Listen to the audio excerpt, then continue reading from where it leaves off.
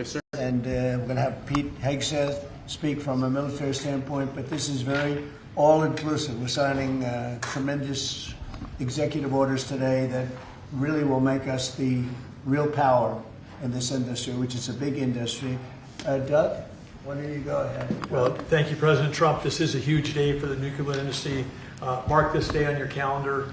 This is going to turn the clock back on over 50 years of over-regulation of an industry. American greatness has always come from innovation, and we were very innovative. We led post-World War II in all things nuclear, but then we've been stagnated. We've choked it with over-regulation.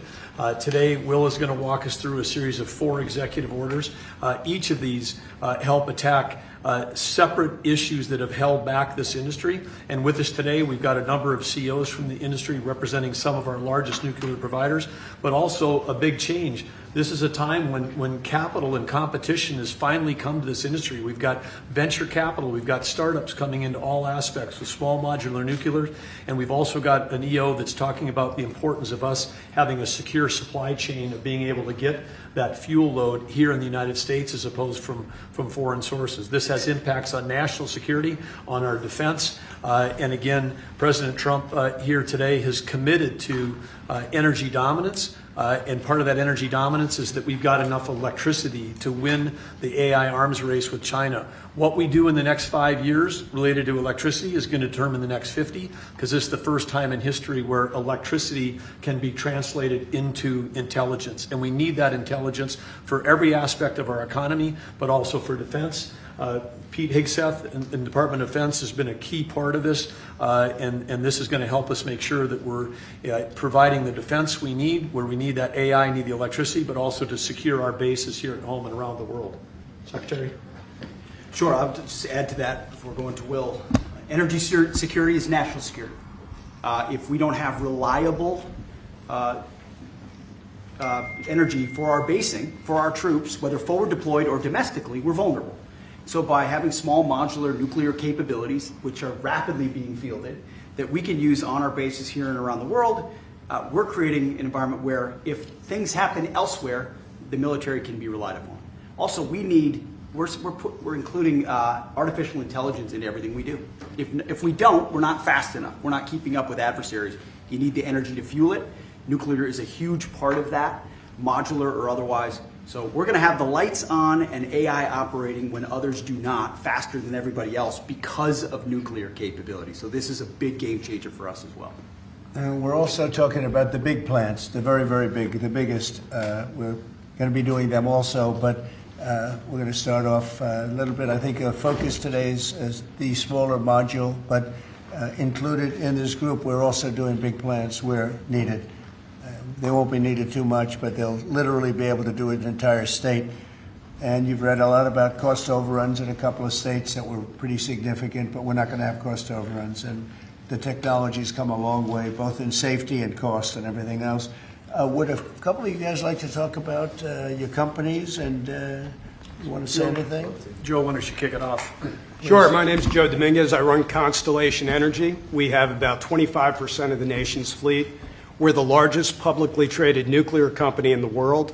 We're in the middle of a merger with Calpine, and once completed, we will be the largest electric producing company in the world. About enough power to produce, to cover all of Mexico, actually. I didn't know that. When we talked, you were so modest. I can't believe it. That's normally not said about me, Mr. President. I'm very impressed. Go ahead. So you think it's got a great future? Yeah, well, absolutely we do. And the big change here is not only the technology has come around, but we have some of the largest companies in the world, the hyperscalers, who need this energy for AI, who are now working with us to fund the development and construction of the next generation nuclear. Nuclear is a 24/7 resource. These data centers run 24/7.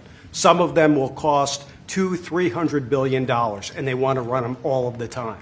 So we can't use intermittent resources. We need something that's always on, 24/7, and nothing does that better than nuclear. The problem in the industry has historically been regulatory delay. Mr. President, you know this because you're the best at building big things. Delay in regulations and permitting will absolutely kill you, because if you can't get the plant on, you can't get revenue, and the interest costs are horrible. We're wasting too much time on permitting, and we're answering silly questions, not the important ones. For example, let me give you an example. In 3 places in this country, we're trying to license new reactors at sites that already have reactors. Yet I have to spend $35 billion at each site just for the NRC to do an analysis that says this is a good place for nuclear. Well, guess what? We've been running nuclear in that community for 4 decades. Why are we even asking that question? I'd rather spend that $35 million, 3 times $105 million, perfecting a design, start building the foundation, and getting going. We need to do this for America. Are we doing something about the regulatory in here? Oh, yes, sir. Yes, you are. You are, Because sir. that's going to be a big With this factor. Yes, sir. Absolutely. That issue I just described will be addressed in this EO, and many other issues that we don't have time with the president to But cover you say it's today. very, we've contemplated just about everything, right? Well, this, Mr. President, this Energy Dominance Council that you have created is something I haven't seen in 30 years.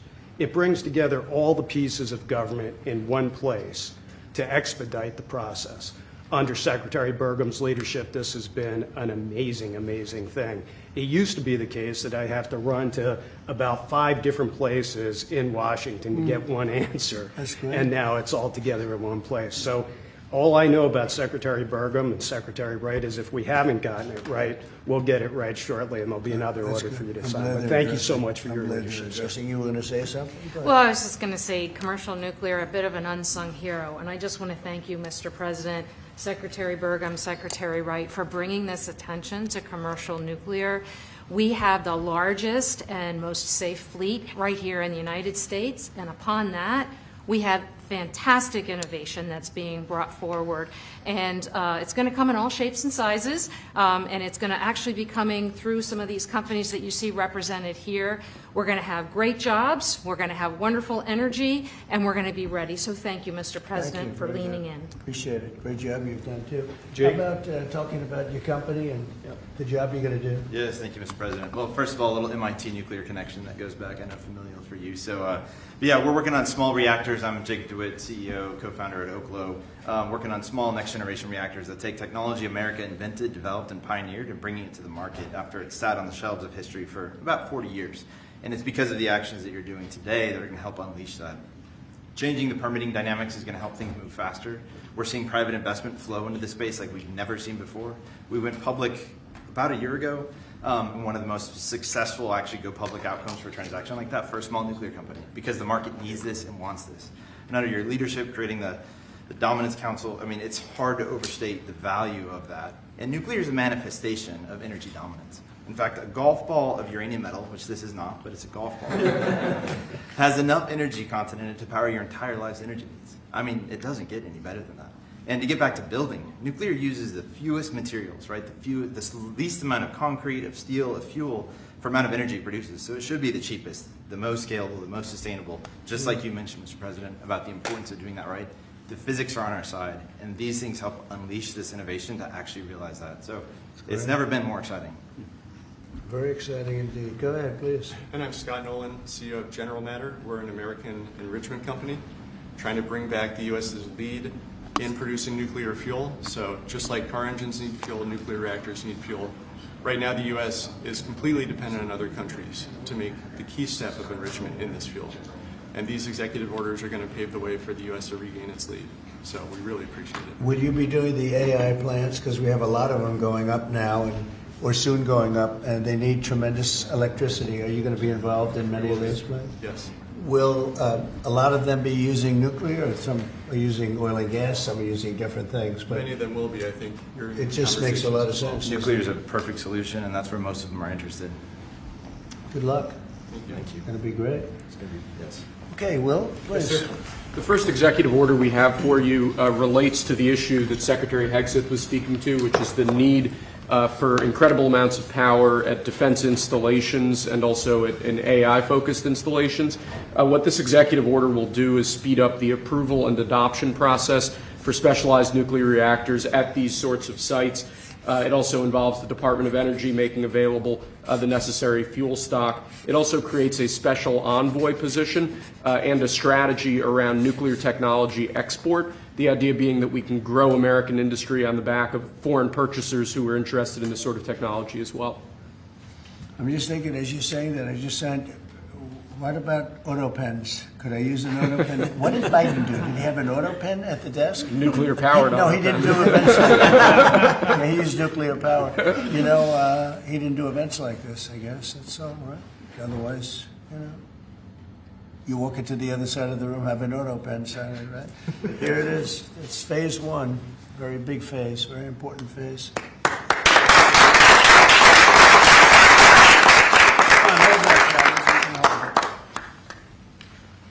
Sir, this next executive order is intended to reform the Nuclear Regulatory Commission. You heard a few of the people here speak about the complex regulatory processes that have really held the nuclear industry back. Before 1978, there were 133 reactors built in the United States. Since 1978, only 2 new commercial reactors have come online. That's because of overregulation, and the goal of this executive order is bringing that regulatory process into line with the actual needs of the industry and public safety, with an end goal of quadrupling the amount of nuclear power production in the next 2.5 decades. It's fantastic. It's exciting, right? Okay.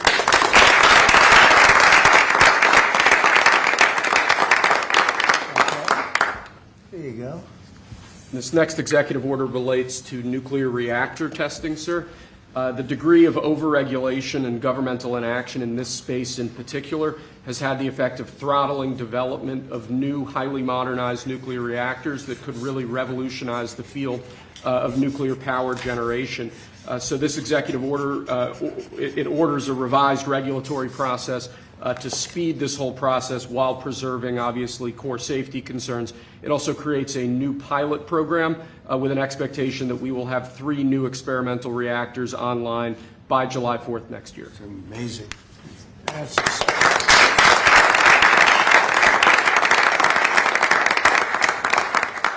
okay, come on. Lastly, sir, we have an executive order on reinvigorating the nuclear industrial base. There are a number of core issues here, including the issue with fuel feedstock that one of the speakers mentioned before. This executive order, among other actions, includes an invocation of the Defense Production Act in order to spur a closer collaboration with private industry to ensure that we have the fuel supplies we need for a modernized nuclear energy sector. In addition to that, it includes crucial provisions relating to the development of a nuclear energy sector workforce and a number of other key building blocks to the overall nuclear industry that we're trying to spur here. Great, thank you.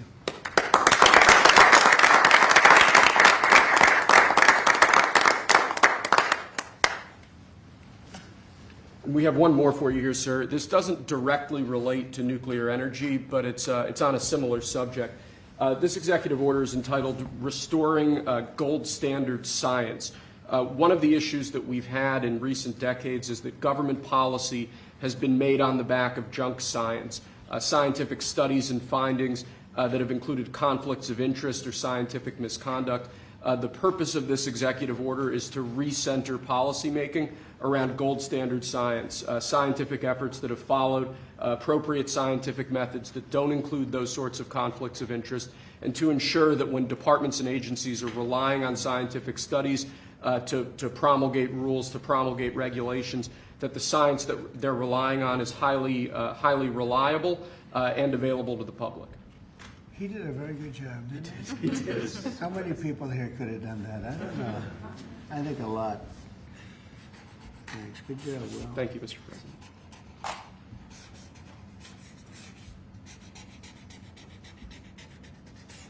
Is that it? That's all we have for you now, sir.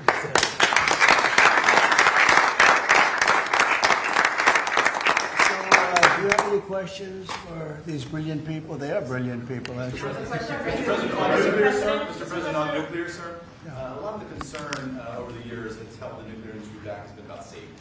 Are you satisfied with those safety concerns? Yeah, we are. It's become a very safe, actually it's become very safe, and tremendous work's been done on that, more than anything else, and it's really the automatic shutoffs. There's so many different things that they have now that they would have never had. You know, my uncle was a great nuclear person years ago, and that was a different, if you would have asked that question, probably it would have been a much different answer. But they have tremendous shut-off power and other powers that, and it's very redundant, as I understand it, like at a level that nobody's ever seen before. So it's safe. And we're going to do a lot of the small ones, and we're going to do some of the big ones. But yeah, very safe and clean. And on your Mr. President, on Apple. Let's keep it on this for a little while. Let's keep it on the nuclear, and then if you want to ask something else, which you might, we'll do that. On nuclear, Mr. President. Yeah, please. What did you say to folks who are concerned that speeding up licensing or even doing fuel processing raises safety and proliferation? Yeah, we're going to get it very fast, and we're going to get it very safe, and we're going to get the people in and out, and they're going to do plants. In many cases, they'll do 3 or 4 smaller ones and put them together. That's what France has done. France has done a good job of this for years, and they, as I understand it, they had basically one plan, and if they needed more, they'd do 3 or 4 or 5 of them. I don't know, we have to go that far, but you know, there's something about building one big one. But we'll build the big ones too. We're going to have, I think I would say we'll be second to none, because we're starting very strong. But it's time. It's time for nuclear, and we're going to do it very big. Yeah, please. Mr. President, what about the European Union? You said that negotiations are going nowhere. Where are the kind Well, of they're points just where very they're... slow moving. I've been saying to everybody, they've treated us very badly over the years. It was formed in order to hurt the United States, in order to take advantage of the United States, and they've done that. We have a big deficit with them. They sell millions and millions of cars, as you know, Mercedes and BMW and Volkswagen and many others, and we were restricted from, essentially restricted from selling cars into the European Union, which is not nice. And I just said it's time that we play the game the way I know how to play the game. You know, they've taken advantage of other people representing this country, and they're not going to do that any longer. Yeah. Mr. President, you are a deal maker, deal breaker. What are you hoping to achieve with a 50% tariffs on the EU? Well, I think this is there is no tariff, because what they'll do is they'll send their companies into the U.S. and build their plant. You know, we have, I guess, over $12 trillion practically committed. You look at other presidents; they haven't had $1 trillion for a year, for 2 years, for 3 years. We have numbers. Nobody's ever seen numbers like we have. And if they build their plant here, then they have no tariff at all. Are you looking for a deal in 9 days? Will you be able to do that, sir? I'm not looking for a deal. I mean, we've set the deal. It's at 50%. But again, there is no tariff if they build their plant here. Now, if somebody comes in and wants to build a plant here, I can talk to them about a little bit of a delay.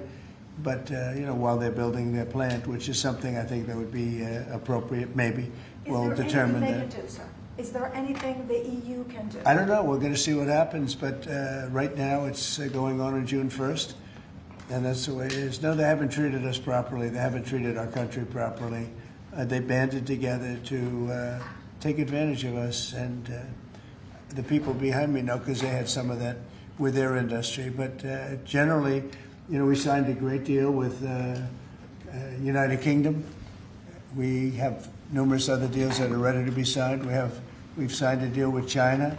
We have some really amazing deals. But the European Union, I mean, the sole purpose was really not to hurt us, but to take advantage of us, and we're not going to be taking Mr. advantage. President, on Apple, you said this morning that if they don't make their iPhones in the U.S., you're going to hit them with a 25% tariff. Right. Do you have the power to tariff one single company, and why would you No, want to it'll hurt be an more. American company in that way? It would be more. It would be also Samsung and anybody that makes that product. Otherwise, it wouldn't be fair. So anybody that makes that product, and that'll start on, I guess, the end of June. It'll come out. I think we have that appropriately done by the end of June. So if they make that product. Now, again, when they build their plant here, there's no tariff. So they're going to be building plants here. But I had an understanding with Tim that he wouldn't be doing this. He said he's going to India to build plants. I said, that's okay to go to India, but you're not going to sell into here without tariffs. And that's the way it is. Yeah. Why would you hurt an American What company? makes you confident, sir, that Apple can build in the United States at a price that American consumers. Oh, they can. No, they can. That's the And big a lot of it's so computerized now. These plants are amazing if you look at them, but they can do that. And actually, as you know, Apple's coming in with $500 billion. So are the chip companies. We have all of the chip companies coming in. The biggest, $500 billion, $200 billion, $250 billion they're spending. But we're talking about the iPhone now, and the iPhone. If they're going to sell it in America, I want it to be built in the United States.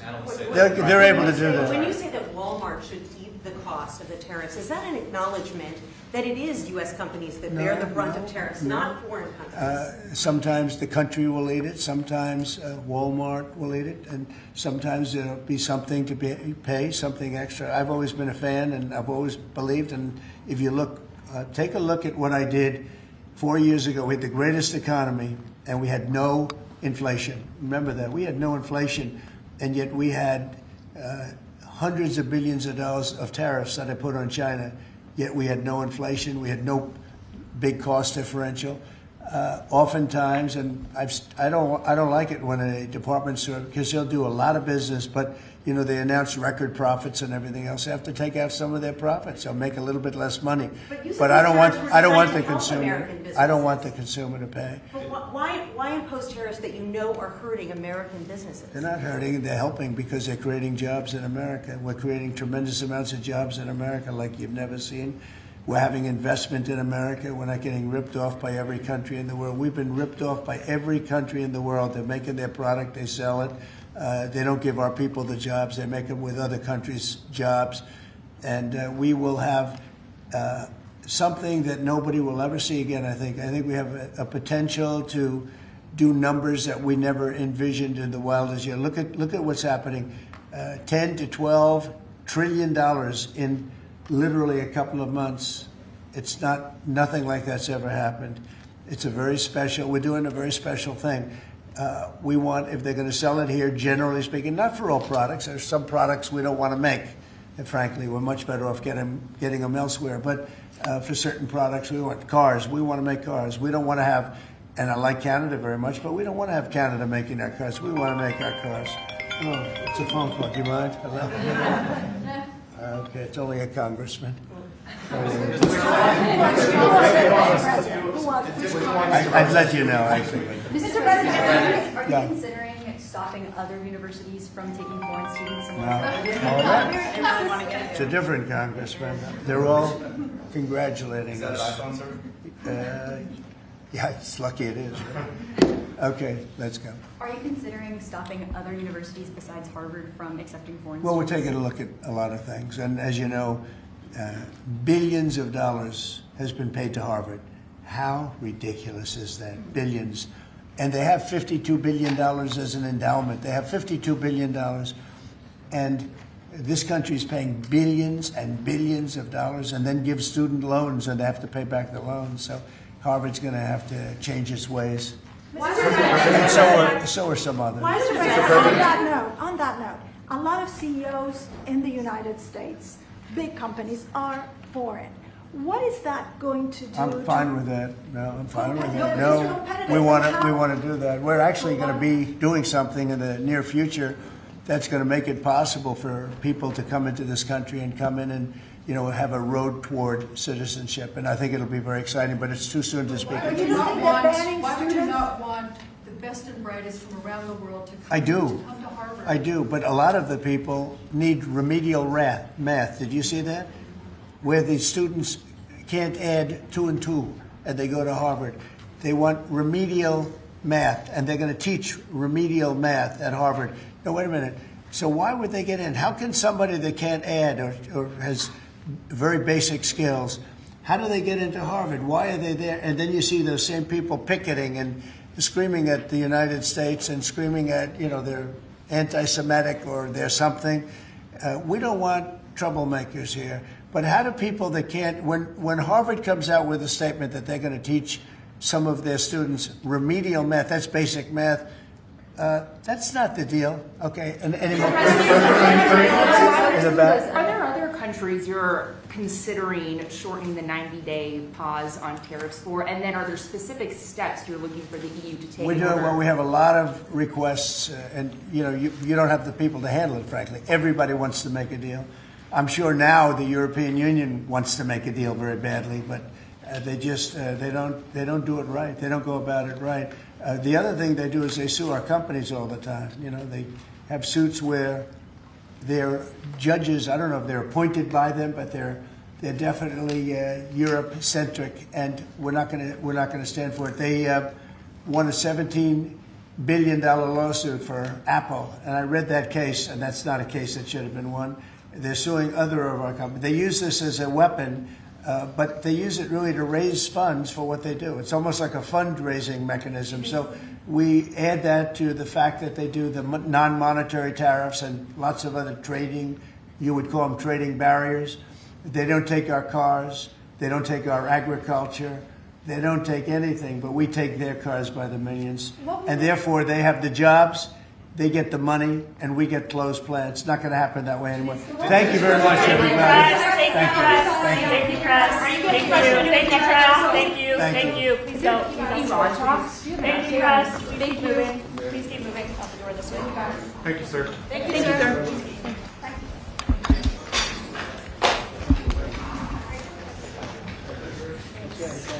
you.